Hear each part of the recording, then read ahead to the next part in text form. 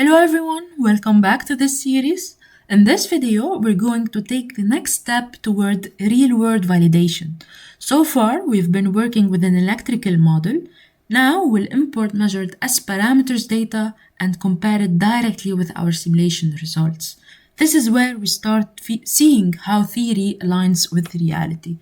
So I'm gonna import this file over here, which is an S parameter file. It has a .s2p file extension, and I have over here my S parameter measurements. So I'm gonna go to data files, right click, and then import data files, and I'm gonna import my measured data.s2p file. Once imported, the file will appear under the data files section. You can also double click on it to open it and inspect it, or even edit the data if needed. Now, we want to plot the measured S parameters on the same graph as our electrical simulation. So we're gonna right click on our graph, add new measurements to add the S parameters.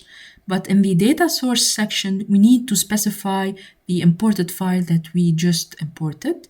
Then we specify the S11 parameter and then the S22 parameters to add them on our graph and run the simulation again to see our results. Now we can directly compare the electrical simulation results with the measured data. Now you may notice differences between the two. This is expected. The electrical model is based on ideal or simplified equations, while the measured data reflects real-world effects such as parasitics, losses, and manufacturing variations. This comparison highlights an important limitation of closed-form models. Now I'm gonna open my Tune tool to try to get as close as possible to my measured data.